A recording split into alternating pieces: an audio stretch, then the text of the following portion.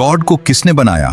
ये सवाल तभी पैदा होता है जब हम गॉड को भी क्रिएशन समझ लेते हैं। लेकिन क्लासिकल लॉजिक में डेफिनेशन बिल्कुल क्लियर है। God is equal to creator, universe is equal to created. अगर आप क्रिएटर को भी क्रिएटेड मान लेंगे तो एक इन्फिनिट रिग्रेस शुरू हो जाएगा। ए ने बी को बनाया, बी को सी ने, सी को डी ने, और ये सिलसिला कभी खत्म ही नहीं होगा। लॉजिक साफ कहता है इन्फिनिट रिग्रेस लॉजिकली इम्पॉसिबल होता है, क्योंकि अगर कारण कभी रुकते ही नहीं तो कुछ भी एग्जिस्ट ही नहीं कर पाएगा।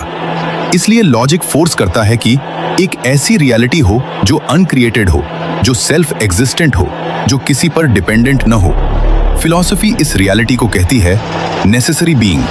नेसेसरी बीइंग यानी जो खुद मौजूद हो, जिसे किसी ने बनाया न हो, जिसका होना ऑप्शनल नहीं बल्कि जरूरी हो। फिलॉसफी नेसेसरी बनाम कंटिंजेंट। फिलॉसफी एग्जिस्टेंस को दो कैटेगरी में बांटती है। कंटिंजेंट चीजें जो हो भी सकती हैं, न भी हो सकती हैं, जैसे इंसान, atoms, planets, universe. Universe contingent है क्योंकि एक वक्त था जब वह था ही नहीं। नेसेसरी बीइंग जो होना ही चाहिए वरना कुछ भी मौजूद नहीं रहेगा।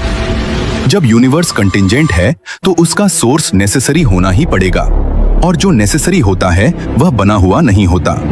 यही फिलॉसफी कह देती है गॉड को बनाना पड़ता ही नहीं। साइंस यूनिवर्स का बिगिनिंग प्रॉब्लम। साइंस मानती है यूनिवर्स का एक बिगिनिंग है, बिग बैंग। जो चीज शुरू होती है उसे कॉज चाहिए।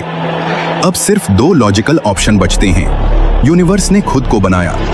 यह कॉन्ट्राडिक्शन है क्योंकि जो मौजूद ही नहीं वह बनाएगा कैसे?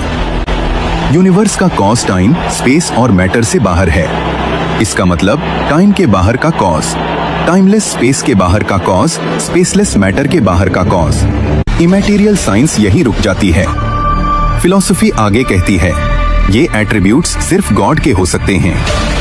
साइकोलॉजी इंसान यह सवाल क्यों पूछता है? ह्यूमन माइंड कॉजालिटी और पैटर्न्स पर ट्रेन होता है। हर चीज के पीछे पूछता है क्यों।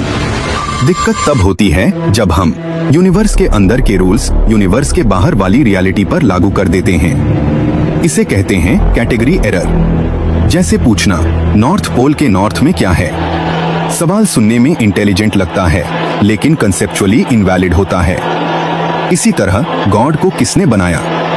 यह सवाल भी ज्यादातर मेंटल कंफ्यूजन से पैदा होता है, न कि जेन्युइन रैशनल इंक्वायरी से।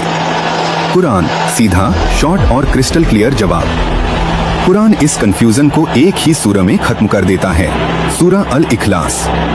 अल्लाहुस समद। समद का मतलब अल्लाह वह रियलिटी है जिस पर सब डिपेंड करते हैं, लेकिन जो